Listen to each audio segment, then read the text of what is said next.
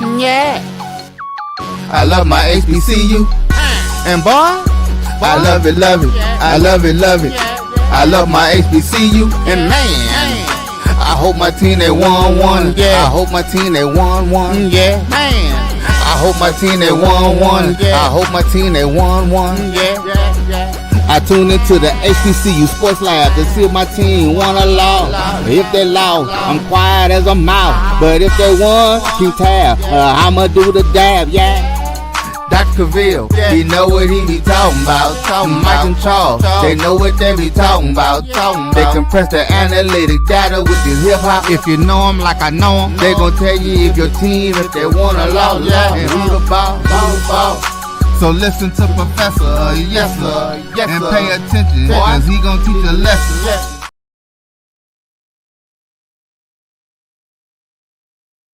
This is Dr. Cavil inside the HBCU Sports Lab. As you see, I'm on the road. I'm in Austin. I'm here getting some business done as we're working on the grant, but wanted to make sure we got a show in here. So welcome to episode 779 of Inside the HBCU Sports Lab radio show and podcast.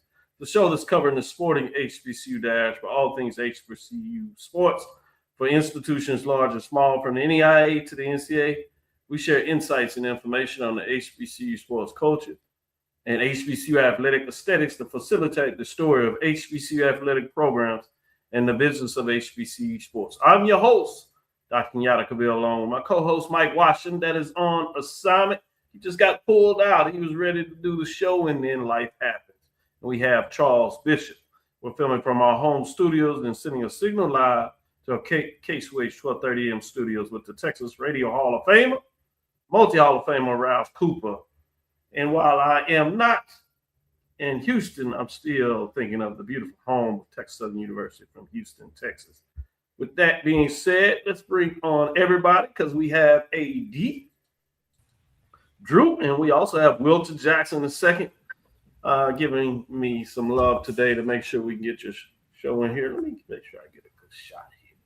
Like that. If I can do it right. With that being said, Charles, let's just jump into it. What's on your mind for today? Well, before we jump into it, we have to say happy birthday. We can't jump right into Point it. Of special privilege. Happy birthday, Dr. Point of privilege. Point of privilege. I appreciate that. You acknowledging the birthday, boy. I sure appreciate it. And shout out to all those on the various platforms that have sent me birthday congratulations. It's the double nickel, man.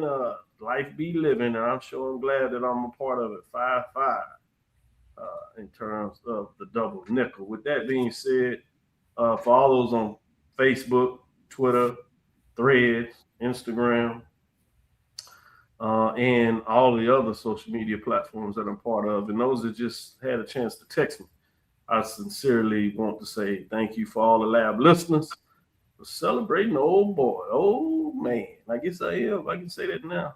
Starting to look into that elder stage. The hair that went there for a minute, but hey, at least in terms of the colors, some other folks say they wish they had it. I'll be blessed with that being said. So thank you for starting us off and acknowledging that. With that being said, let's jump back in terms of what we do sport. What's your thoughts in terms of the HBCU landscape right now, Charles? No doubt about it. Although we're in the midst of basketball, baseball is right upon us. So SWAC came out with their baseball preseason poll. So let me run through it real quick. I know Dr. Ville started at the bottom and work up. So Valley predicted coming in at 12. Brian Fullfoot. Valley starts us off at 12, Alcorn at 11, Alabama A&M at 10, Prairie View at 9, Texas Southern at 8. Southern predicted to finish 7th in the SWAC race. Arkansas Pine Bluff predicted to finish 6th. Jackson State comes in at 5, Grambling at 4, Alabama State at 3, and guess what? The Florida schools, Florida A&M 2, Bethune-Cookman 1. Both of the Florida schools, Bethune-Cookman and Florida A&M, they're loaded coming back. So it has squarely shifted to the east in the old paradigm. Obviously, it's just used to be one division now. But what was the East are well represented at the top of the conference. West has all three, top three. Have some work to do. Top three, as you said, AD Drew. Fascinating while we love our basketball, there's something about baseball that gets us excited. And it's nice for the SWAC that you really can go through a full academic year. And when you talk about starting with football for your fall sport, then getting into the winter with basketball in the March Madness, and then you have spring. And when you're talking about team sports, baseball, obviously, you have the women's sports mixed in there with softball, volleyball, track and field, both fall in terms of outdoor and then fall in terms of indoor and then fall and outdoor. When you look at that combination, cross country is mixed in there as well. So yeah, fascinating in terms of that. The ping of the bats is about time to start. Old dirt out there in the ball and glove. We shall see who's going to push through, who will be crowned regular season champ as well as the tournament champ. It's fascinating to see what that looks like. That tournament over the last 5 years hasn't let anybody down. I think it might go further back than that. But last couple of years, boy, it's been exciting for various reasons. With AD Drew getting some of the best pitchers that many will say is on record. But with that being said, let me go to you, AD Drew. Yeah, I hate to bring it up from that perspective. I didn't bring it up. I just said you had good pitchers. I didn't say what they were. But I know what those are pictures of, Dr. Cavil. and you just took my joy and rubbed it in my face right there.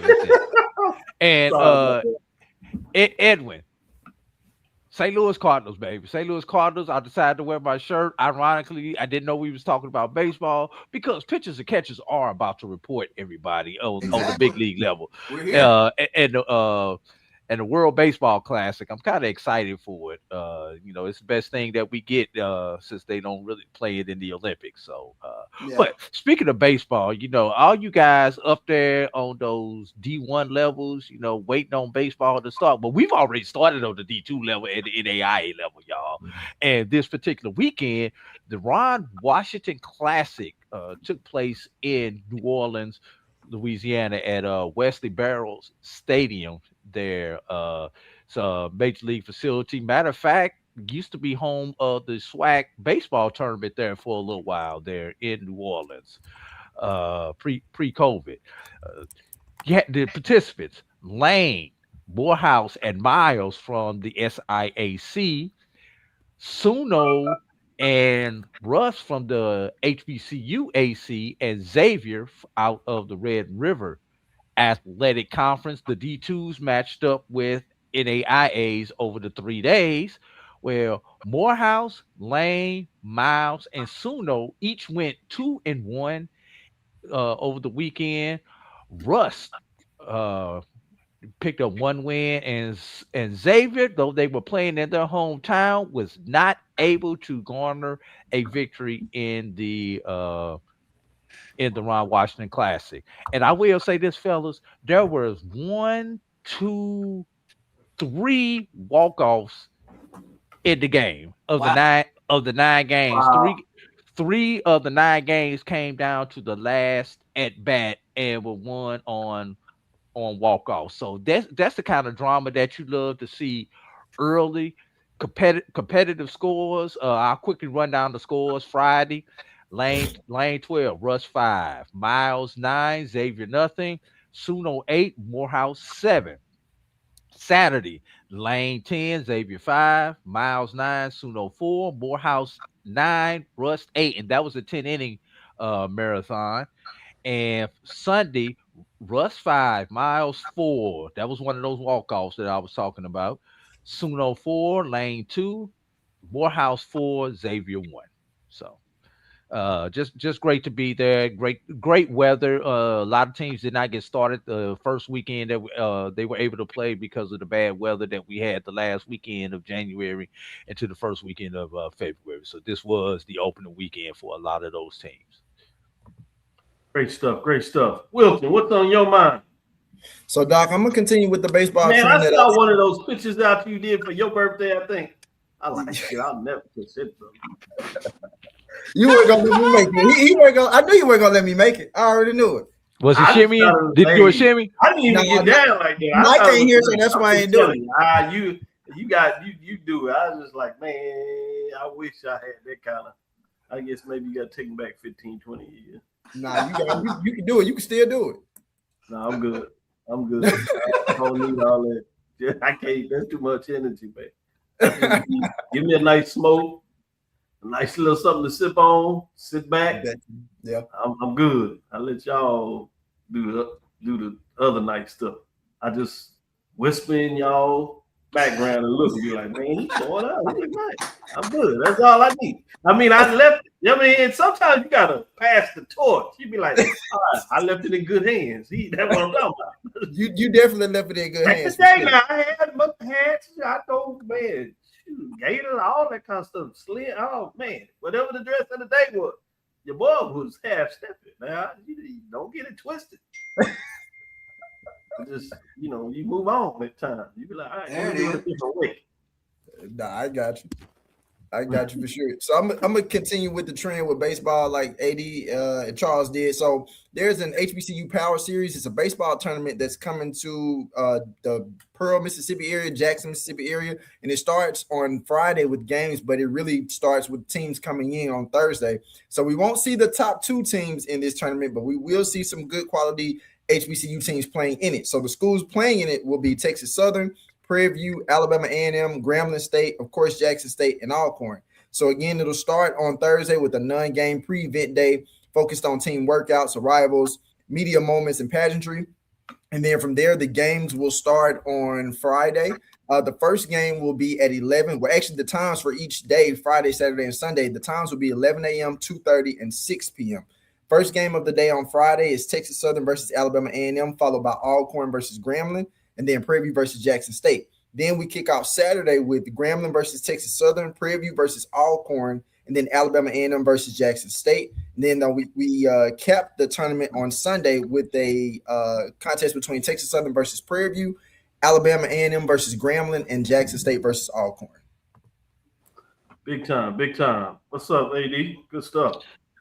You know what sucks about HBCU baseball is the fact that primarily we only have 2 conferences that really play as a conference, that being the SWAC and the SIAC.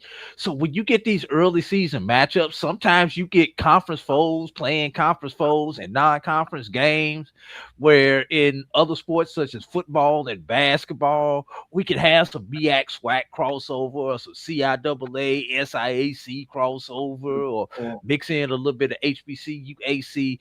And I hate this because we're gonna see the same thing next week down there in Houston. We're gonna see the same thing in the Andre Dawson, where we wind up seeing SWAC teams playing SWAC teams in games that really don't count. But that's all we got, unfortunately, at the Division I level. And it's a shame the MEAC teams will.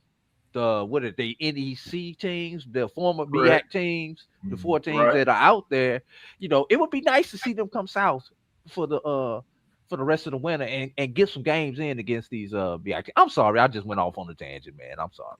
No, I think you make an excellent point. You also had the fact of the 3 quote unquote independents at the Division I level. Only one of those plays baseball, so you don't even have that option very much in there. So you're absolutely right. That it is conference on conference in these versus matchups. You get a little bit more love at the D2 level because you have some HBCU AC, NAIA versus NCAA Division II. You do at least get a little bit of that mix, but you're right. You don't get CIAA versus SIAC because CIAA has a couple of teams that play baseball, but it doesn't sponsor it as a conference, similar to the MEAC with 4 teams that play in the NSC, but the MEAC doesn't sponsor as a conference. So great observation. Before we take our first break, I did want to share some love. You all know my thing about the NFL. We're at odds, but I'm not blind. Shout out Rock Nation as it's had 6 straight years of growth. As they took it over in 7 years, they had the one dip in 2021, but since that dip, they've had 6 consecutive years of growth, including this year with Bad Bunny. They shocked the world to some folks and had some folks in a tizzy, which was just hilarious to me. And as Charles alluded to, it brought a smile and chuckle to his face as it did mine. So we were chuckling together. We'll take that. 135.4 improvement over last year. Kendrick Lamar had 133.5 million.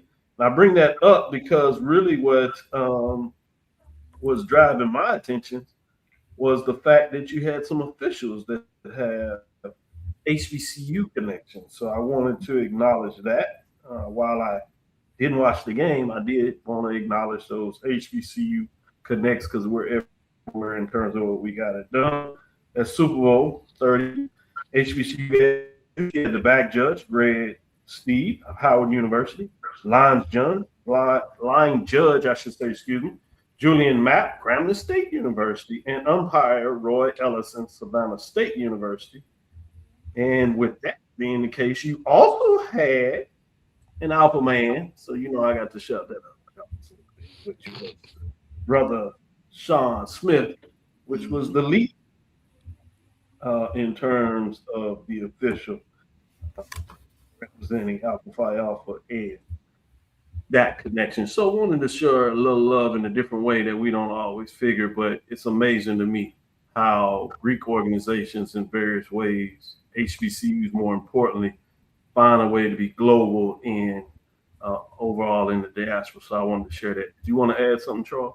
Well, yeah, I wanted to add the late, great Eddie Kelly, who's over the SWAC officials, always has a huge camp here in the Houston area. And Roy and Julian, who were part of that Super Bowl, they've been part of that camp before. So, a lot of times we pan officials, whether it's SWAC or MEAC or whatever the case might be. But these guys are trained, they're trained up, and there is a ladder of success to getting to the NFL. So I just wanted to throw that out there. And, I know a lot of folks are connected to their chapter. So, regardless of the organization, if you don't recognize the chapters, sometimes they feel kind of way, Wilton. I know you've seen that for an AD Drew. Oh, absolutely. You decided not to go in those paths, but you've been around enough of them as friends that you understand that they feel them chapters become pretty important. So I did want to recognize the chapter of Brother Sean Smith, which he was initiated at Zeta Beta in 93 and is part of the Gamma Lambda chapter currently. So with that, we'll take our first break and let some of those go back and look in a book that don't remember chapters. Y'all can figure out where those things are. But with that being said, we can take our first break. That's your homework assignment. We'll be right back after this first break.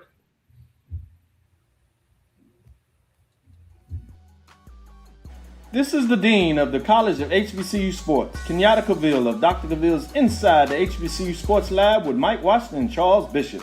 Come mix it up in the lab where the course lecture is in session every Tuesday from 6 o'clock p.m. Central Standard Time on Facebook Live, YouTube Spreaker, or the BCSN app, as we discuss all things about the HBCU sports culture, including exploring the week that was in the sporting HBCU diaspora, as well as the upcoming week of HBCU sports. With me, the Dean, the College of HBCU Sports, on Dr. Cavill's Inside the HBCU Sports Lab with Mike Washington and Charles Bishop. Course lecture dismissed. It's never too early to plant the seed, to share the tradition, and instill a sense of pride in your HBCU with your little ones. HBCU Pride and Joy Children's Boutique helps you share your school spirit with a wide selection of adorable kids apparel and accessories officially licensed from your favorite HBCU. Visit hbcupridejoy.com and follow us on all social media at HBCU Pride Joy on Facebook and Twitter. When it comes to professional learning, teachers deserve better. From the leader in online learning, Stride brings you the Stride Professional Development Center, an on-demand library of mobile-friendly courses that gives teachers choice and flexibility, allowing them to learn anytime and anywhere. Our dynamic courses provide bite-sized learning and help educators advance their knowledge while also gaining professional development hours. It's time you take charge of your learning. Visit us today to get started. For over 30 years, HBCU Image has been more than just an apparel store. We've been a movement, a statement, a legacy. We celebrate the pride, the purpose, and the culture that make historically black colleges and universities legendary. HBCU Image, a Kenny T's company. Compress the analytic data with your hip hop. If you know them like I know them, they gon' tell you if your team, if they wanna lose, yeah, and who the ball. So listen to Professor, yes sir, and pay attention, cause he gon' teach a lesson.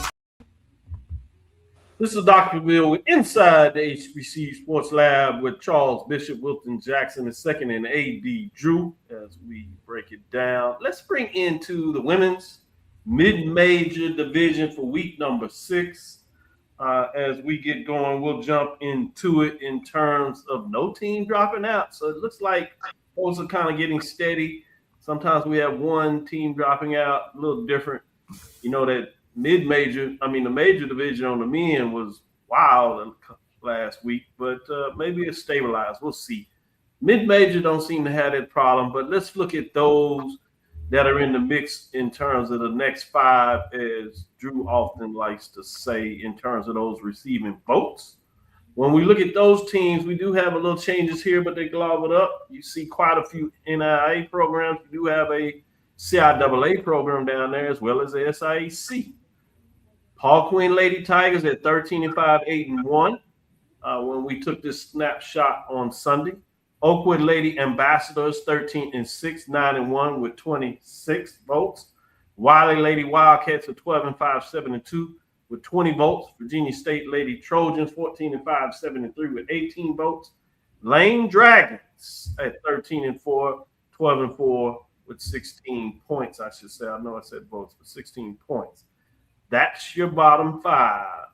With that, let's get into the top 5. Those that are really recognized in terms of getting it done in week number 6 for the mid-major division for the women's.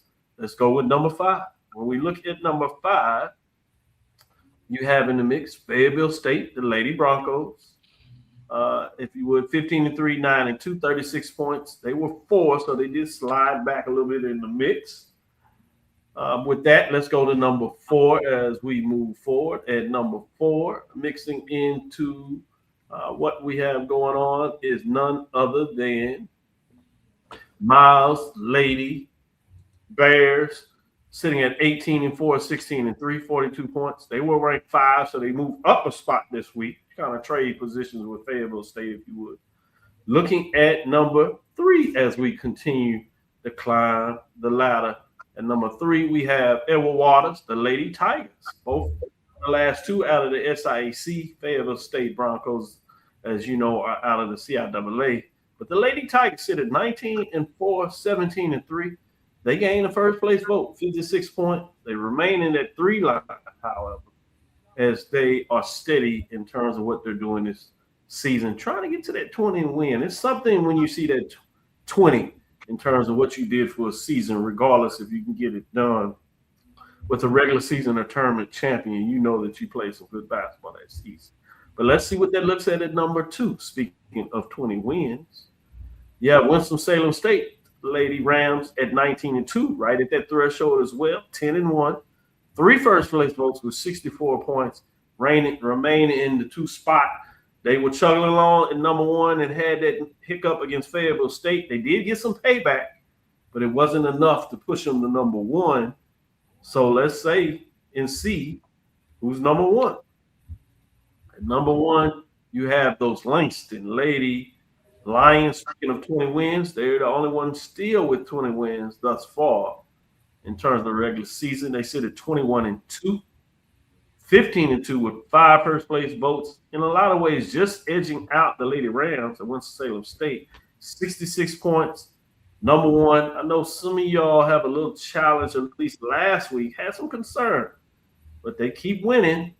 We'll see if they can continue to do that or what you all see in terms of the Division 2 programs maybe having a little more weight. We'll see if that turns at the end of the season, or will Langston Lady Lions continue to be rewarded, at least in the poll rankings here, in terms of what they've done on the season. I love, as you get to the end, I'll add this last point, is those division championships or regular season championships and the tournament championships really weigh heavy at the end regardless of what you've done win-wise, because you're all looking at top programs. With that being said, I'm going to start with Wilton Jackson II. As I teased him earlier, on this serious tip, he does poll rankings as well, recognized and provides that for HBCU game day when Phil and Liz, Holly on there doing their thing, and he does some great work. I'm going to let him shine a little bit with the HBCU Sports Lab and tell me what he thinks of this poll as compared to what he delivers. How far am I off, Wilton? So with the Division II on the ladies' side, I don't really see it being far off at all, Dr. Cavil. I like where you have Langston at number one. My man, I told you, boy, sharp. Not granted, this is Division II poll, so I might change the bit on Division I, but Division II, you own it. Slow your roll. No, you own it for sure. No, Langston is obviously one of the most probably the elite team in the Division II side of things. The way they're able to put pressure on the ball, get rebounds. I mean, you talk about key players that they have in Janiyah Tucker, Ariana Hunter, Alyssa Palmer. Like, they are really pretty much driving this Langston team that continues to win. Again, when you continue to win like this, it's one of those situations where, like, can you continue to stay hot throughout the remainder of the month of February before you get into your conference tournament? So, I mean, when you start thinking of teams like Langston and Winston-Salem State still, amongst the top teams looking for now that 20th win, like, can you continue to do it? And so when you think about what they've been able to do, Langston is doing it. Winston-Salem has bounced back. Edward Waters, I think that's the team that I've been a little bit more shocked by as they continue to win and find ways to do it. Miles is no surprise. I expect them to be there. And Fayetteville State, again, just you talk about dominance in terms of basketball programs. This is what I expect it to be. So on the Division II side, this is pretty much what I expect. I agree with you. You broke it down in terms of the expectation of teams and teams meeting that expectation. Great point when you break it like that. Charles, I'm going to save you for the end and let you do your thing and have some shine. But I'm going to go to you, AD Drew. Where are you in terms of the top 5 for the mid-major in week number 6? I'm trying to figure out why Wilton is surprised about Edward Waters. I mean, you act like Eric Jackson did not do the same thing at the NAIA level, and 2 years in, he's found his formula and adjusted for the NC2A level. So I'm gonna go with this for Wilton. I'm gonna give him a little support here. I'm not sure he thought it would happen this fast. I think it's understand what it is. But to your point, you got to say that next time. To your point, AD Drew, I do say that there was a record there, and those good ones that don't seem to take that long. But go ahead, Drew. Yeah. What's interesting about this top 5, Dr. Cavil? And first of all, for the record, I really don't have a problem with the top 5. Anyway, yes. I think you probably have birthday, it right. Baby, it's the birthday boy. I can't spoil your birthday like that, Dr. Cavil. But when you actually take a look at these teams, you've got a team like Miles who's pretty much getting it done on the offensive end. They just gonna run you out the doggone gym. You've got teams like Winston-Salem and Edward Waters who will punch you to death. I mean, Winston-Salem, 5 of their last 10 games, they've given up less than 50 points. And as good as that sound, Edward Waters has given up 50 points or less in 7 of their last 10 games. And Langston and Fayetteville, there really isn't. They just beat you. They beat you in a slow, grinded out game, or they'll beat you 89-80. It just, they have the Camellia type teams. They can beat you with any point style. So this makes a good styles make fight as we try to get ready for the various conference tournaments. It's gonna be really interesting when you look at the 2 SIAC teams and should they be in the championship, and how the styles is going to make fights. You got an offensive team in Miles with a defensive team with Edward Waters, and then you've got in the CIAA, you've got a defensive team with Winston-Salem and a team that just plays ball with Fayetteville. So it's really going to be fun coming down the stretch, and let's hope these teams remain healthy and we see them at their best the last week of February and into the first week of March. Well said. Charles, where are you? You gonna make it 3 for 3? I do like the poll. I agree with Langston. Like you said, it's something about getting to that 20-win mark. I think that's huge with regards to that program. Winston-Salem got their leg back, so I thought that was huge. I'm going to be very curious watching Edward Waters down the stretch. Their last 4 games are on the road at Savannah State, at Benedict, at Miles, at Tuskegee. So those are going to be the last 2 concern me. The last 2 very much concern me, and actually the Benedict one concerns me too because Benedict just knocked off Miles. So that was I broke clock right twice a day, Charles. That's right, but they only got a 1-point win against Benedict back in January. So Styles make fights. Styles make fights. You're right about that. And then just kind of taking a look. I wanted to ask you, AD. I was looking forward to the Miles Benedict rematch. Benedict just knocked off Miles, but it looked as though it's postponed on the schedule. I was trying to find out what was the issue behind that or whatever. There's a lot of movement going on, especially when you go back to 3 weeks ago when the games were canceled or postponed because of the weather. And there are certain situations. If the games do not matter in the standings, those games will not be made up. But those games that need to be played, look for them to be played the final week of February, because that week is open for everybody in the SIAC. So you may see some last minute games pop up on schedules and everything, So once again, if the game is not necessary, if a team's already won and the team behind you, you've got the tiebreak over them and that game doesn't matter, people are not going to waste the budget and travel one way or the other unless it's actually a meaningful game. I got you. Great question. Yeah, and then just take a look at Fayetteville State. They dropped back to 5. Winston-Salem got their lick back, but they go to Claflin, one of their last 4 games right before we get to the CIAA tournament. I'm curious if Claflin can be the fly in the ointment against Fayetteville State, 5-1 in conference. Thus far, Winston-Salem trailing them by 1, 4-1. So if that game has some meaning to it down the stretch. Quick question for your guys. Does the CIAA champion come from the South? Or can one of those North teams sneak in? Because you've got 3 good teams in the South. And if any one of them 3 teams in the South win, I would not be shocked. Can a state or union get in there?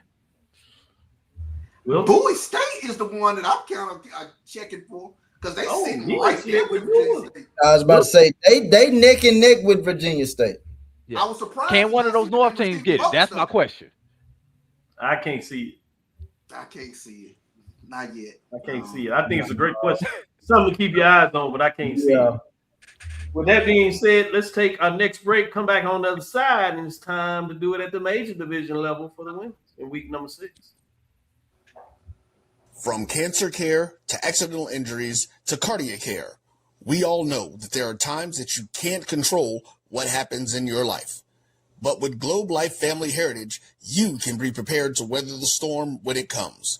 Call Dr. Beverly Eagle Rogers at 877-300-8269 or visit the website at globelifefamilyheritage.com.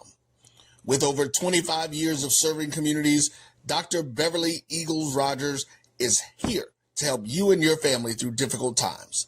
Dr. Beverly takes pride in Globe Life being one of the few companies that returns 100% of premiums to clients that stay healthy. So for more information, call Dr. Beverly Eagle Rogers at 877-300-8269 or visit the website at globelifefamilyheritage.com.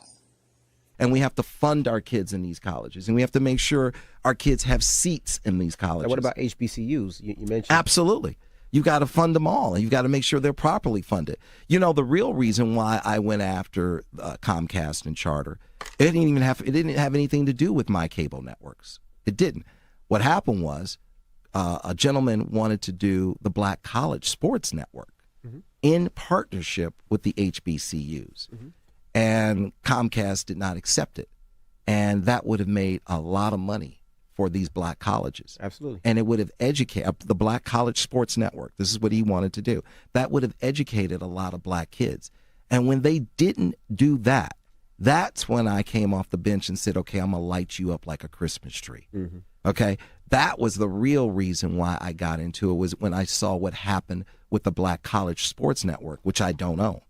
I just knew. Why didn't you buy it? I just knew. I just knew that these black. I like that talk. Right. I knew that these black colleges were going to benefit, and these black kids were going to get the education that they deserved and not have to pay.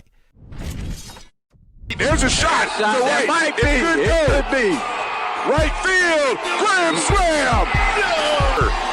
What a shot. That's how you get hot, young fella. Thank you guys for what you do for HBCU athletics. This is a fantastic avenue for all of us. This is our ESPN, so we love what you guys do, and all you guys at BCSN. We really appreciate what it is that you guys do for us. Movement, a statement, a legacy. We celebrate the pride, the purpose, and the culture that make historically black colleges and universities legendary. HBCU Image, a Kenny T's company. You're looking for the latest information on Southern University sports, the Southwestern Athletic Conference, and HBCU athletics. There's only one place to go.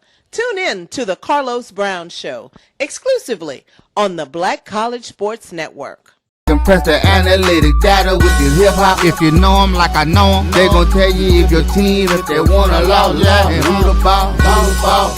So listen to Professor, yes sir, and pay attention, cause he gon' teach a lesson. We are back on Dr. Cavil's Inside the HBCU Sports Lab. Doc stepped away for a moment, but that's not gonna stop us. We're gonna let the inmates run the asylum right now, Dr. Cavil. So let's go ahead and let's get into the major polls. Dropping out. Looks like the Southern Jaguars dropped out of the polls. Receiving votes. Got the Alabama State Hornets coming in at 7-4, 31 points. Let me start at the bottom. I forgot Dr. Cavil's rule. Florida A&M Rattlers, 4-5, 16 points. UAPB Golden Lions, 6-5 with 19 points. Southern Jaguars, 74 with 30 points. Alabama State, 74. One additional point at 31 points. Coming in at number 5, the Spartans of Norfolk State, 11-12, 6-2 in conference. Coming in at number 4, the Braves of Alcorn State, 12-10, 9-2 in the conference. Coming in at number 3, Bison of Howard University, 17-7 overall, 7-1 in the Mid-Eastern Athletic Conference, 64 points. Coming in at number 2, the Hawks of Maryland Eastern Shore, 14-11, 7-1. Started off hot, dropped one, but they continue to impress everybody.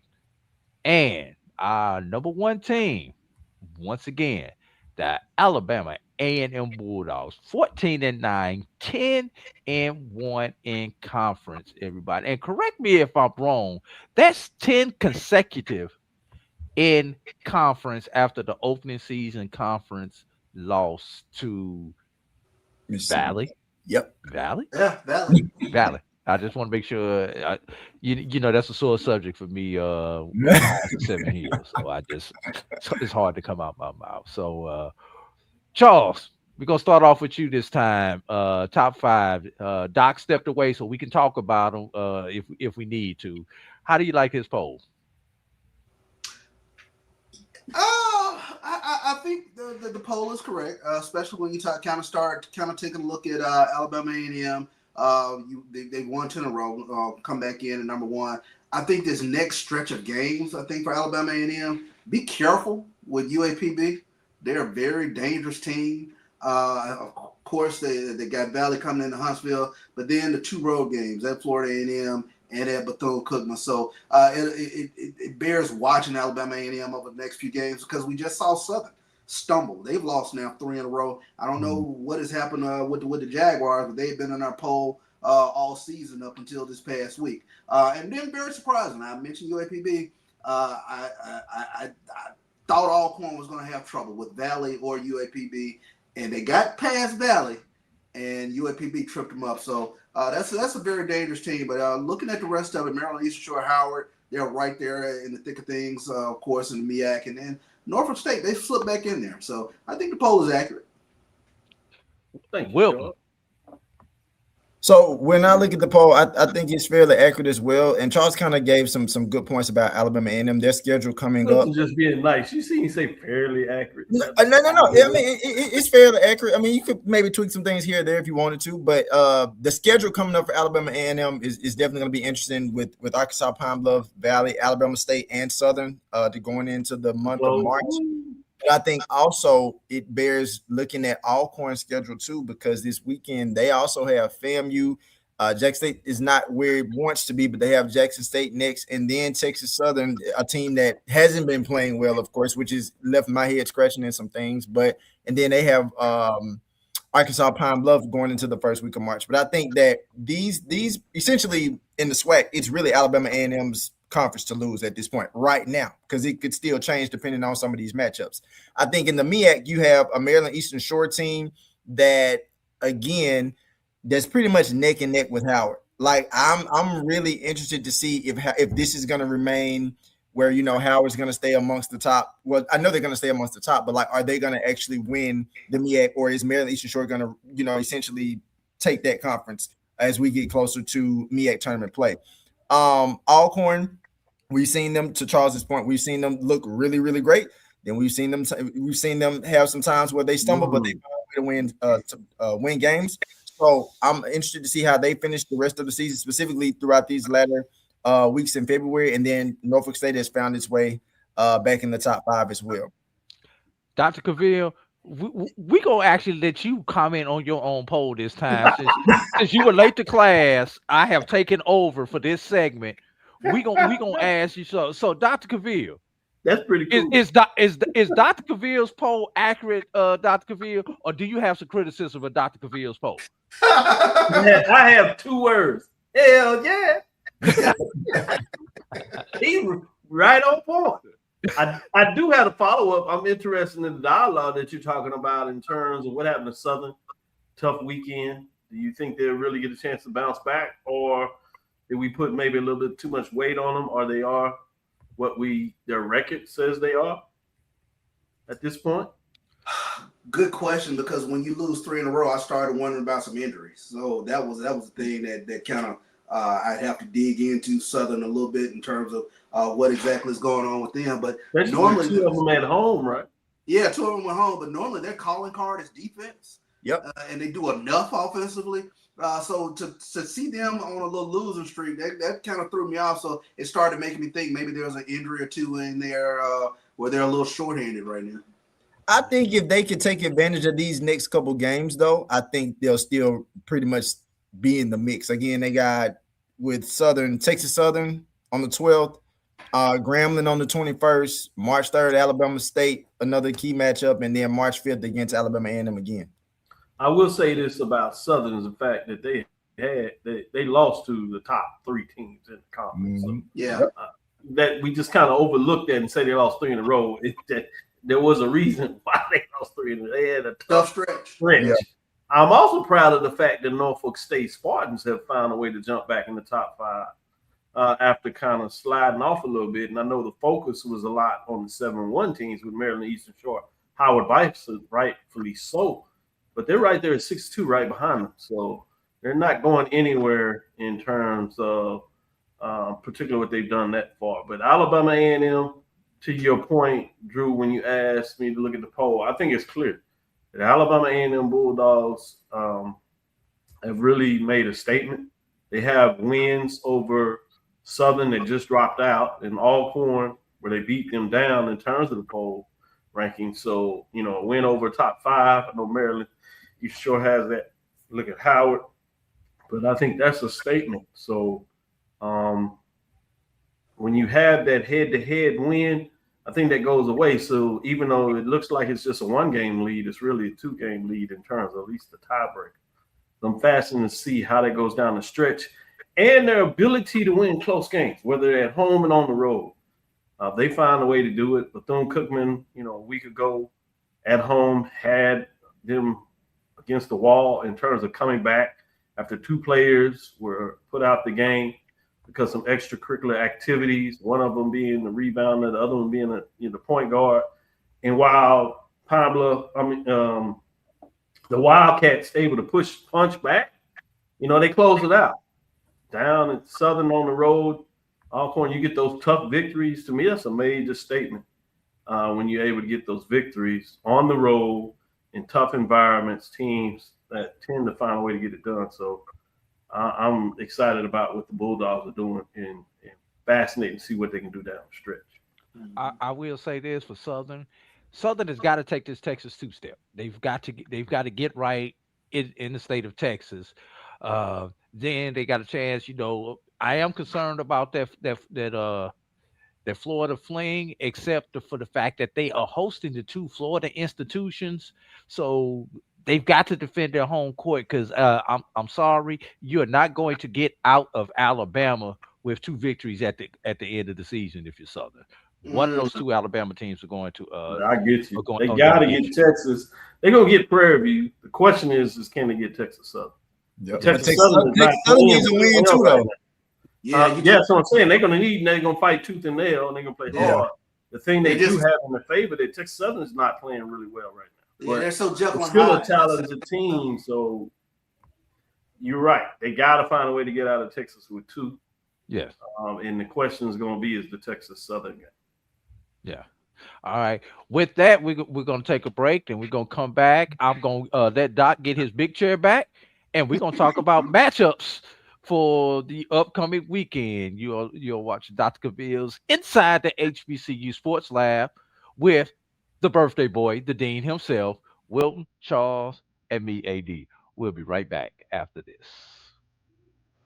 For over 30 years, HBCU Image has been more than just an apparel store. We've been a movement, a statement, a legacy. We celebrate the pride, the purpose, and the culture that make historically black colleges and universities legendary.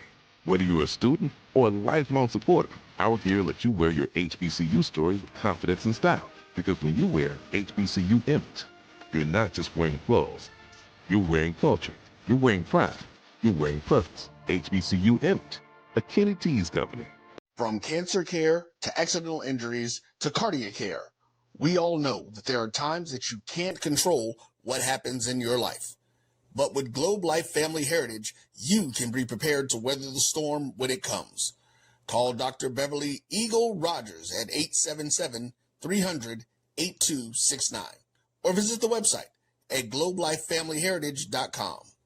With over 25 years of serving communities, Dr. Beverly Eagles Rogers is here to help you and your family through difficult times.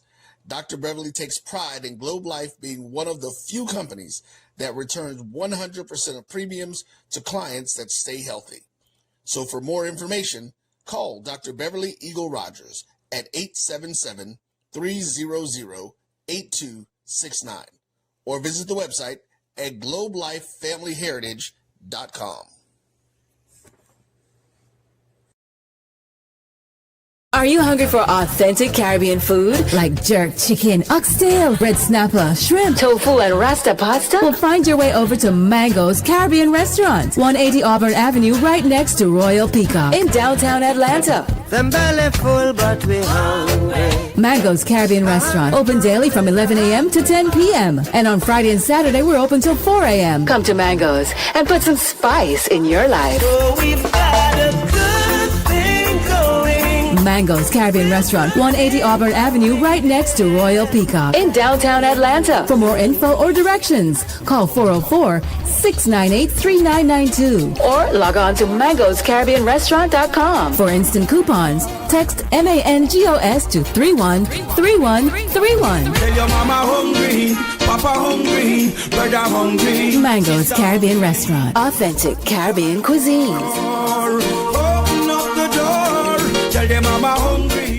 You're looking for the latest information on Southern University sports, the Southwestern Athletic Conference, and HBCU athletics. There's only one place to go. Tune in to the Carlos Brown Show, exclusively on the Black College Sports Network. Compress the analytic data with the hip-hop. If you know them like I know them, they gon' tell you if your team, if they want a loss, and who the ball. So listen to Professor, yes sir, and pay attention, cause he gonna teach a lesson. This is Dr. Cavil with Inside the HBCU poll rankings and Inside the HBCU Sports Lab. With that, let's get into some of the games this week. I'm gonna go back to you, Drew, in terms of the mid-majors. Let's start with the mid-majors women. What are some of the games that you say that we should keep our eyes on at the mid-major level? They can be NIA matchups, HBCU AC might sneak over there in terms of Langston as they continue to lean on some stuff. You have Xavier in the mix over there in the Red River Athletic Conference, but the showdown and a lot of the action is between the CIAA and the SIAC. What's top of mind for you this week? Well, actually, I just want to point out that CIAA has both games on Wednesday and Thursday, in addition to their Saturday games.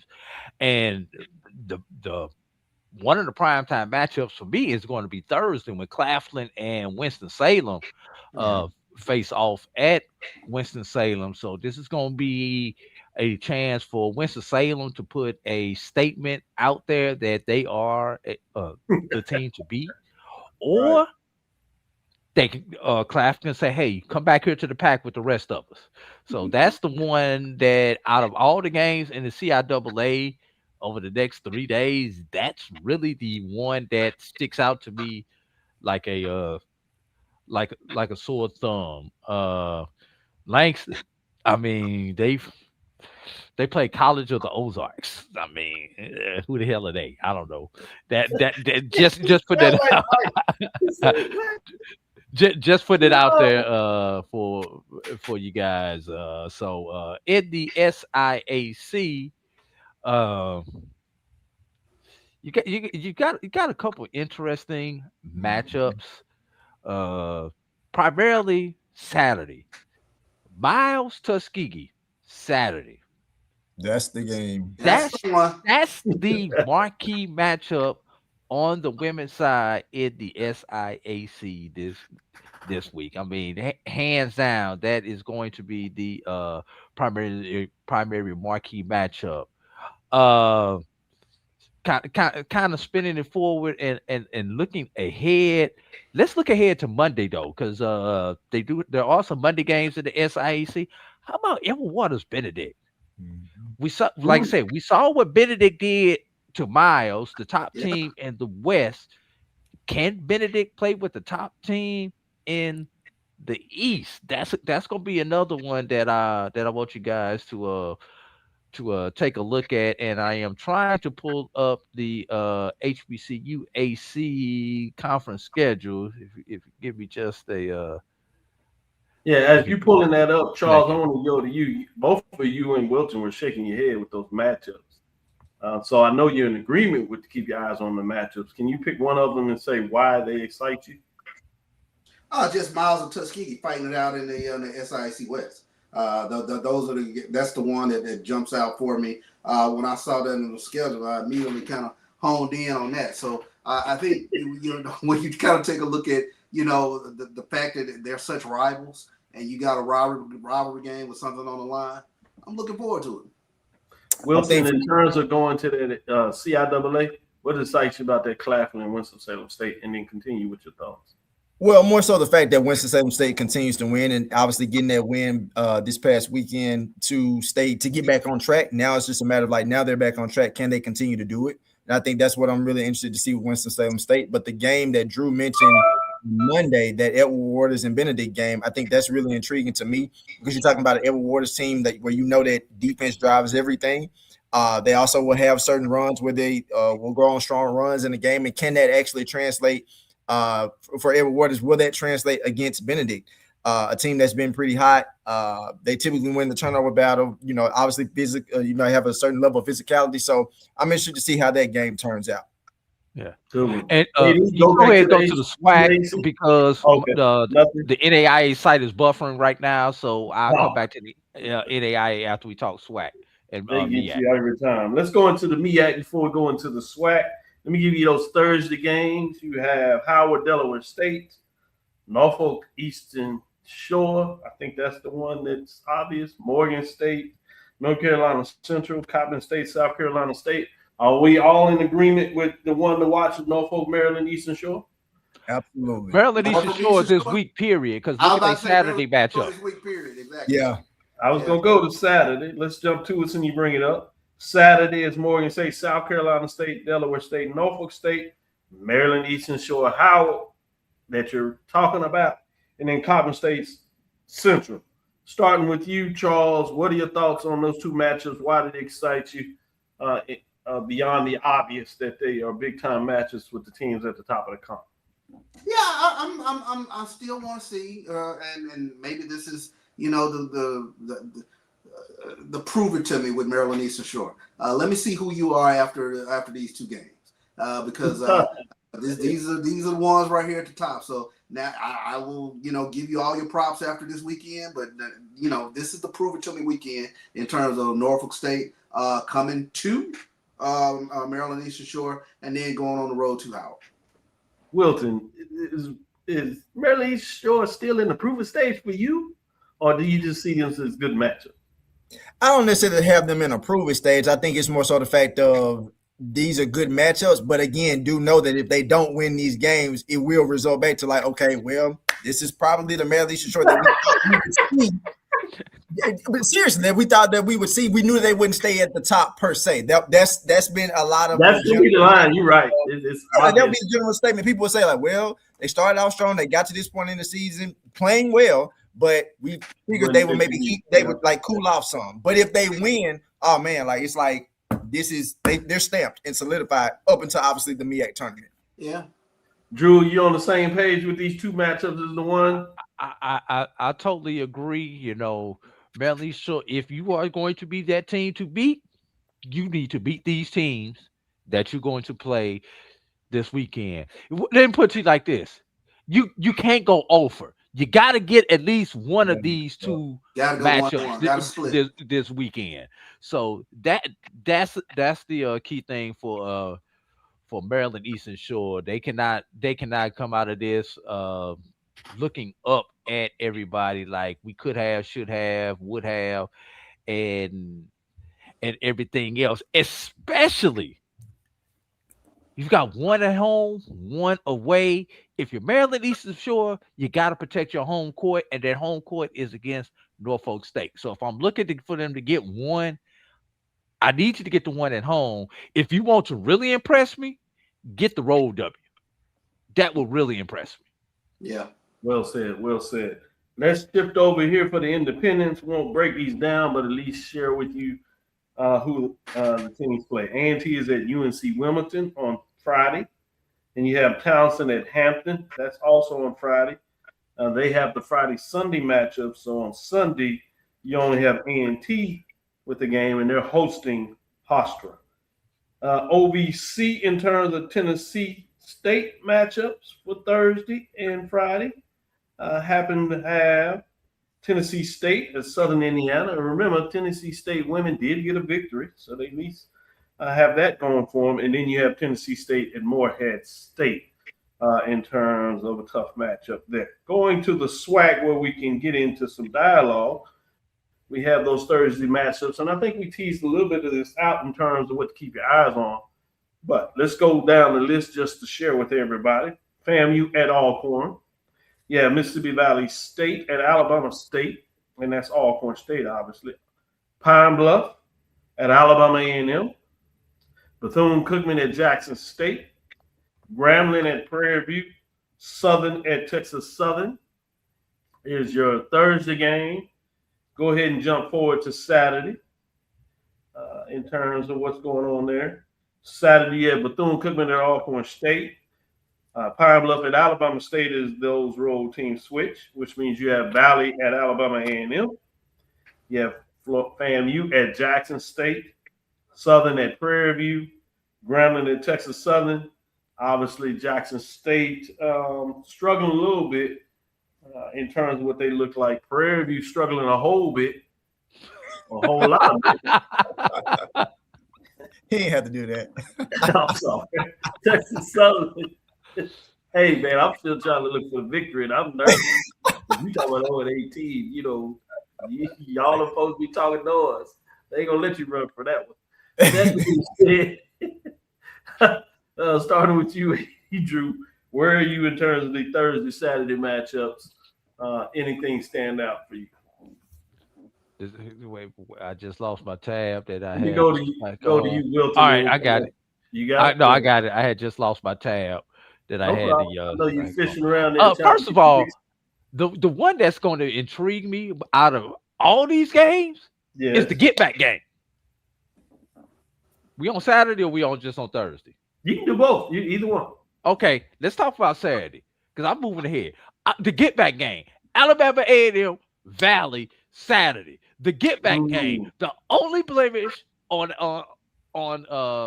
Lady Bulldogs record. That's the one out this whole weekend, Thursday, Saturday, that just sticks out to me like a sore thumb. One I want to keep an eye on is Alcorn FAMU.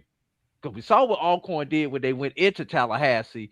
Now FAMU returns the game to Lorman, so we want to see that. And of course, the probably the sexiest matchup. I'm gonna leave it. I'm gonna I'm about to say, leave a little meat on the bone. I got to leave some meat on the bone, but I want to see if y'all get the sexiest matchup of them all. Go Charles, ahead, yeah. Be sexy matchup. The sexy matchup to me is Pine Bluff and Alabama A&M.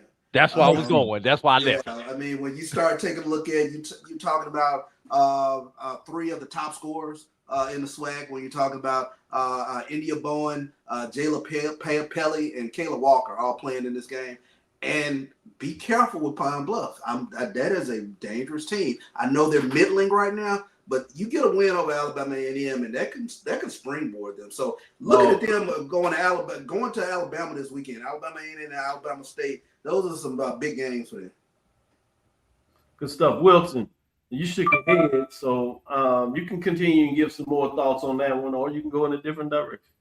Well, I'm gonna give just another little small, statement to that because that is arguably the game of the week, Alabama A&M, Arkansas Pine Bluff. But then too, Charles, also to think about this, Coach Thorne goes back to coach against a former team, and that's as a coach, you don't want to lose against your former team.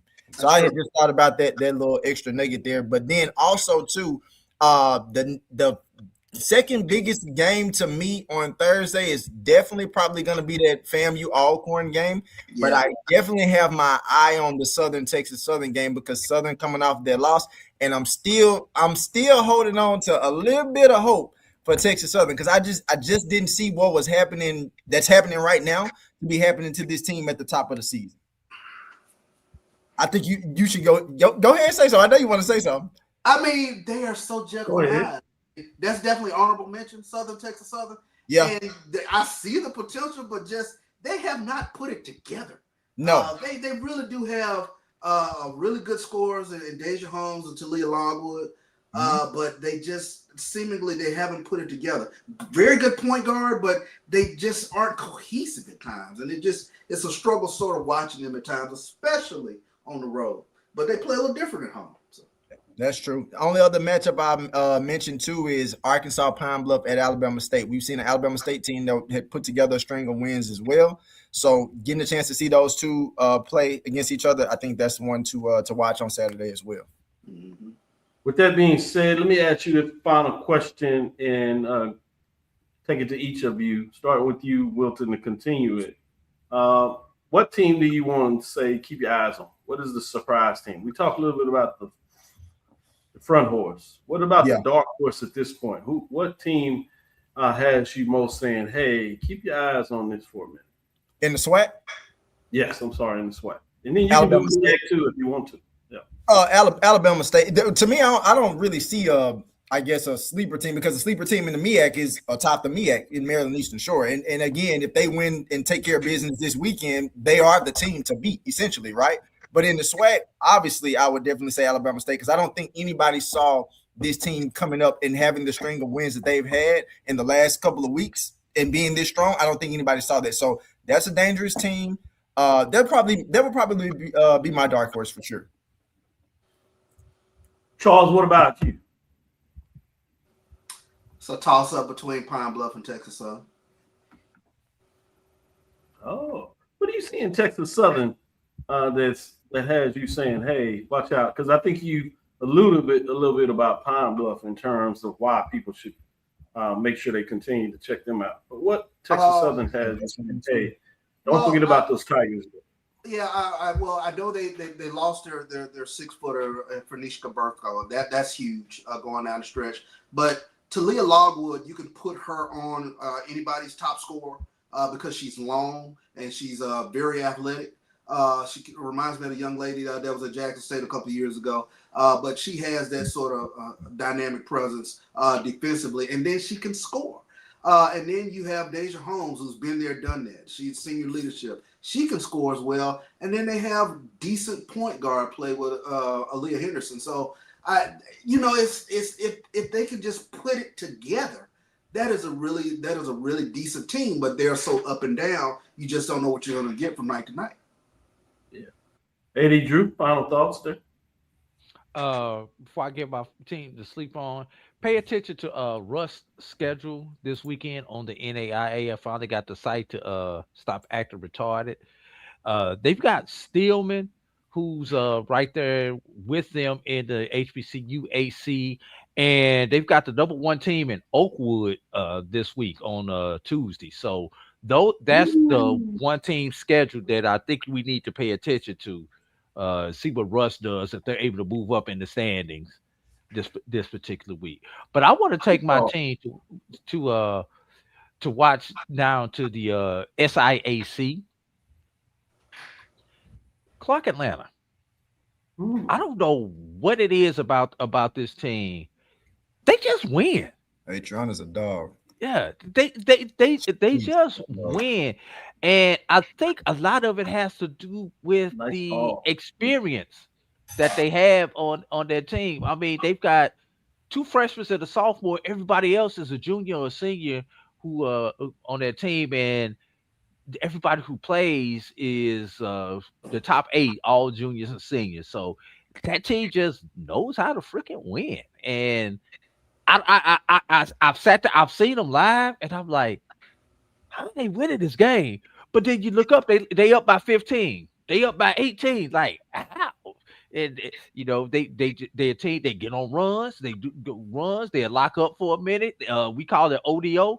They do offense, defense, offense better than a lot of teams. That's why I think they're going to be the sleeper team to watch on the lower level.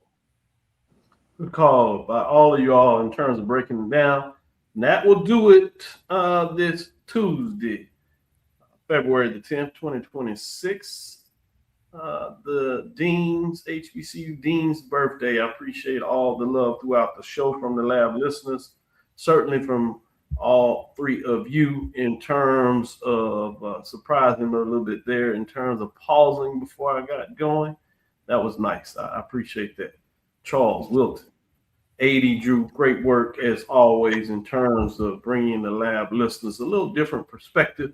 I'm going to have to find and talk a little business, if you would, between Thursday and next Tuesday, regardless who joins, to talk a little about the FCS level and how the announcement of North Dakota State leaving FCS, how will that transition in terms of FCS programs in general, but specifically, obviously, we want to know what that means for HBCUs in terms of the dynamic of FCS overall, viewerships. Does that help or hurt in terms of HBCU programs? Playoffs, even though that's secondary in a lot of ways. What does it do in terms of those particular matchups? So I'm intrigued to hear your thoughts. So ponder on that a little bit. I give you one. Go ahead. It gives somebody else a chance to win the doggone FCS championship. Yeah, that's what a lot of people are saying, that it may bring a little more interest. In fact, this last year, the FCS had their highest ratings in a while, certainly in championship game, but the last semifinals and quarterfinals. And some people attributed to the fact that North Dakota State went out early in terms of the playoffs, and a lot of people were not just waiting to the championship game and the de facto that they were going to be there and play for it, that there was a little more intrigued about who could navigate the space since they went out early. So to your point, AD Drew, it may be helpful. But I want to you all to ponder that, obviously the lab listeners to ponder that, and give you a chance to kind of look and dissect. And what do you think now of the changing landscape FCS? Obviously, HBCU Sports had a good article in regards to talking a little bit about from a scheduling standpoint, what it meant in terms of what that looks like. Taking a deeper dive between CAA and OVC in terms of independence, their scheduling format. So I'm fascinated to see what that looks like. But with that being said, let's close it. Thank you for listening inside the HBCU Sports Lab. Make sure you share our podcast with your friends and colleagues. I am Dr. Kenyatta Cavil, the Dean of HBCU Sports, coming from inside the lab in the College of HBCU Sports with Mike Washington, Charles Bishop. Again, you saw it broken down by A.D. Drew, Wilton Jackson II. Again, we want to thank you for listening to Dr. Bill's Inside the HBCU Sports Lab with Mike Washington, Charles Bishop, every Tuesday and Thursday. We'll be back on Thursday, 6 o'clock. We should be in the gym to bring you a show. So look for Charles. If he's on the call, we'll see about bringing him in part of the show. If not, certainly, we got to have his voice right here. We look forward to next Thursday as we discuss the latest news in the lab. Follow me, Dr. Kenyatta Cavil. That's DrKenyattacavil. Go ahead, Facebook and Instagram, Inside the HBCU Sports Lab on Facebook, Inside the HBCU Sports Lab on YouTube. Dream big. Continue to move forward. We will talk with you soon. That is Charles. Of course. Wilton. Lecture. AD. Man, go get you a drink. Happy birthday, Doc. Dismissed.